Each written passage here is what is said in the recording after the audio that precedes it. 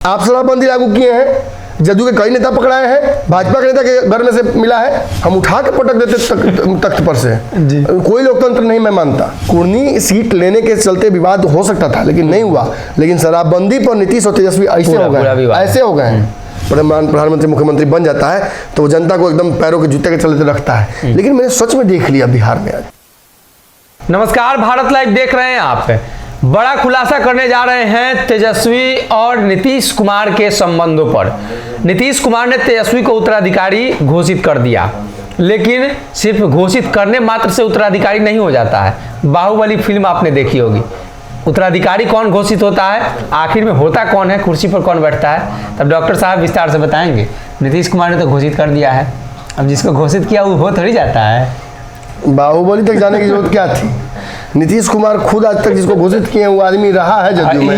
ये बात हम भूल गए थे सर। जिनको नीतीश कुमार ने आज तक घोषित किया उत्तराधिकारी, वो बिहार में घूम घूम के बस दे दो मुझको 5 ग्राम, रखो अपनी धरती तमाम, हम वही खुशी से खाएंगे, पर जन पर हसीने उठाएंगे। लेकिन दुर्योधन वो भी दे न सका, आशीष समाज की ले ना सका। अभी अब ग्राम होगा, आशीष ले न ले, लेकिन अभिशाप तो ले रहा ना जी। 100 परिवार कम से कम आज खूब अभिशाप दे रहे होंगे जी। जो मुखिया है, खैर 100 को इधर 100 को पकड़ाया है, 200 परिवार ने एक बार में। और कितने अनगिनत लोग जो उसमें पिरा गए हैं, वो सब परेशान है।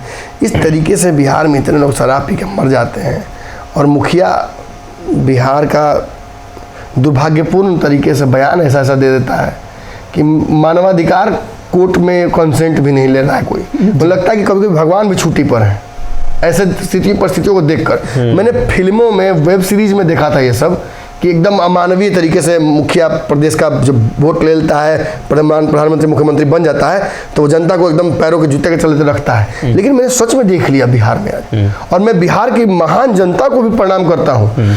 इतना पेशेंस है आप में ना जी। अगर हमारे जैसे लोग, मेरे जैसे लोग केवल बिहार में भरे हुए होते तो हम गृह की स्थिति पैदा कर देते, हम उठा के पटक देते तख्त पर से। कोई लोकतंत्र नहीं मैं मानता, मैं स्पष्ट कह रहा हूँ, अगर मेरे से बिहार में लोग होते तो।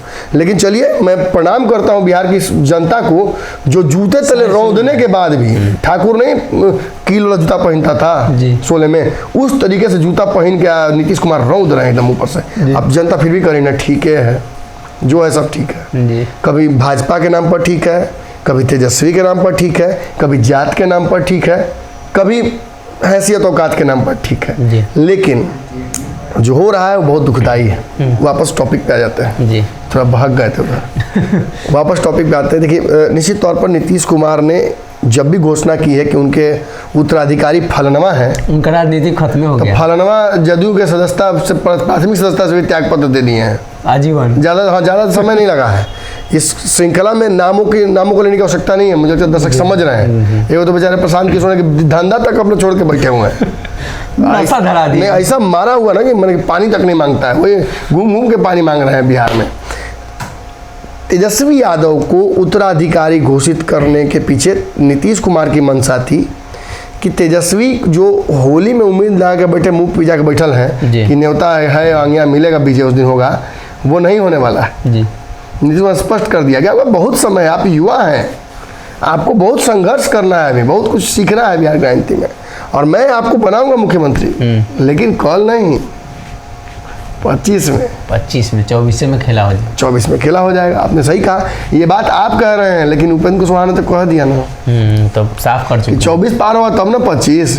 सही बात है। निश्चित तौर पर 24 हमारे समक्ष है। 24 में साफ तौर पर दिख रहा है कि नीतीश कुमार के समक्ष एक बहुत बड़ा पहाड़ है, जिस पहाड़ को चढ़ना है। आई बुढ़ारी में पहाड़ चढ़ना कितना मुश्किल है। तो एक दिन से ललन सिंह ढकेलेंगे, एक दिन से तेजस्वी यादव ढकेलेंगे, नया किडनी लगवा के लालू यादव भी आके वो थोड़ा सा एक आध उंगली लगाएंगे कि तुम भी बड़ो भाई। लेकिन ये सच है कि बचपन में हमने कहावत सुनी थी, मैं किसी को बोल नहीं रहा हूँ, मैं अपने को मत ले लीजिएगा। एक गधा को चढ़ाना था पे लिफ्ट से ऊपर, तो इंजीनियर को बुलाया गया, बड़ा बड़ा साइंटिस्ट को बुलाया गया, कोई चढ़ा ही नहीं पाया। वो चढ़ भी नहीं करता था उसमें लिफ्ट में। एक बहुत आसान सा गरीब बेचारा वहाँ से गुजर रहा था, गोबर हाथ में लगैले, उस देख रहा था बहुत देर से कि इतना सारा लोग दिमाग लगा रहा है, गधा को ऊपर चढ़ा रहा है, क्यों चढ़ा रहा है सब भगवान जाने, लेकिन बड़ा आसान तरीका है चढ़ाने का। हंस दिया, तो बोला अरे इतना इंजीनियर डॉक्टर सब लगा हुआ गधा को चढ़ाने में, लिफ्ट में ऊपर पतला पे तुम हंस रहे हो हम लोग पे। तो बोला सब हजूर बहुत आसान है जी। बोला कैसे आसान है? वो लिफ्ट के अंदर गया, झोला से वो गाजर निकाला और गधा को बोला आह, गधा अंदर घुस गया, लिफ्ट बंद हो गया, पस्तला पे जाकर गधा को छोड़ के आ गया, फिर नीचे आकर हंसने लगा। तो लोग बोले अरे हंस क्यों रहे हो भाई, अब तो तुम अच्छा काम कर दिए। तो बोला अब हंस इसलिए रहे कि अब आप लोग को उतारने नहीं आएगा। मेरे बिना उतार नहीं पाइएगा, तब से गधा जाएगा जाम से। मतलब आप समझिए, उस गधे को ऊपर चढ़ाने वाले से ज्यादा बेवकूफ, उस गधे से ज्यादा बेवकूफ उसको ऊपर चढ़ाने वाले लोग थे, जो ये भी समझ भी नहीं पाए कि एक बार गाजर वाला जब प्रैक्टिस हो गया तो फिर गाजर दिखा के नीचे लाया सकता है।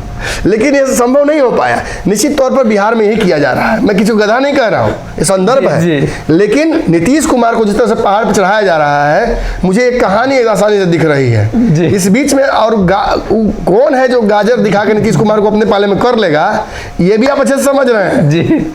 आने वाले वक्त में नीतीश कुमार उत्तराधिकारी ऐसे बदलेंगे, पता नहीं चलेगा आपको।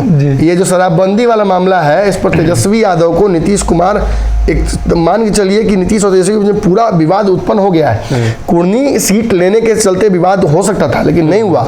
लेकिन शराबबंदी पर नीतीश और तेजस्वी ऐसे हो गए हैं।